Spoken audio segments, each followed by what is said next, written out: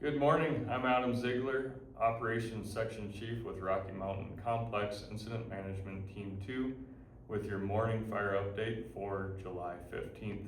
Starting out in the south end of the fire in Division Alpha Bravo, crews were able to finish chipping operations today. Those resources were, or yesterday they finished that.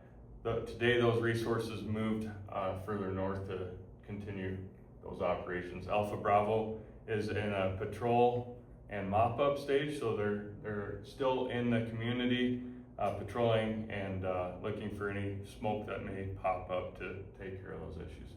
Charlie Delta is much the same, but they do still have chipping operations. They'll be in there another day or two until they complete the chipping, but we'll maintain a presence in there with engines patrolling and mopping up as needed.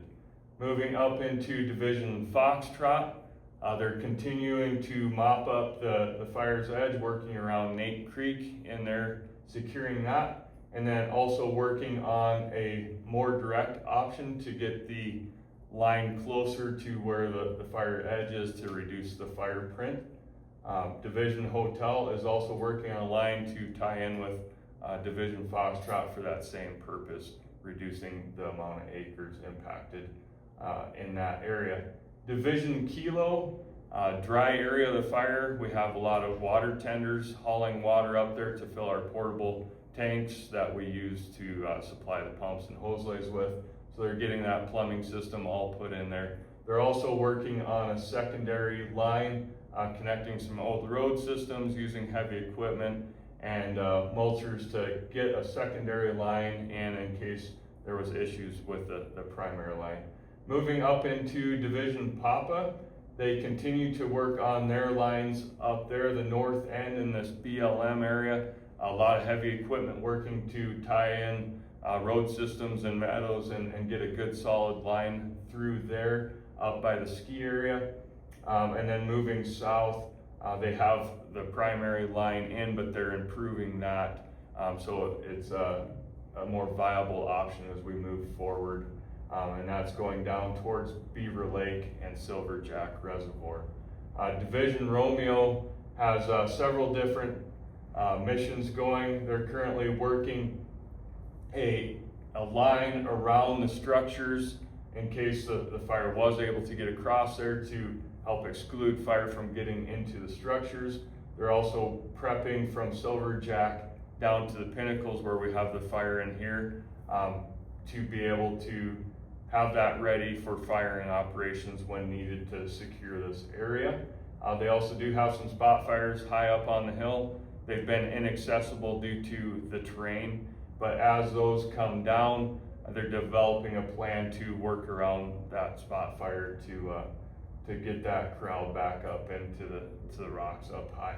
Division Uniform is working across the high mesa, working the road systems, fuels treatments that have previously been done, and meadows, getting all that in there to buffer the fire from moving east up there. We do have a structure protection group that's working the structures up on the north end, making them more defensible, removing some brush, limbing up trees, etc. to assist further than our pumps and hose lays that are up there. Down on the south end, Division Zulu remains unstaffed. There's been very little activity showing. The fire's held up in a lot of natural features down there, rocks and cliffs, but we are patrolling that with our aircraft, the air attack platform and recon as we go around to keep eyes on that. We do have an IA group for initial attack. Any new fires that start underneath our temporary flight restriction, we will have responsibility for those initial attacks. So we have those folks designated and ready to peel away from their task at hand to go take care of the new fires. And then we will also be assisting the Montrose dispatch zone as requested throughout the entire dispatch zone. We do have a night shift on around the entire perimeter of the fire, and they're really carrying on the mission from the day shift as well as monitoring fire for any movement, and they're able to take action as needed on the fire if it moves to an area that they need to take care of that.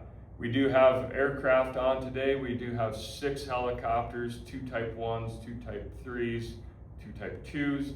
We have a dedicated air attack, and we also have a unmanned aerial platform that can assist with thermal detections as they're flying to help give firefighters an eye in the sky, and also aerial ignition if needed. That's the end of your update for July 15th. Have a good day.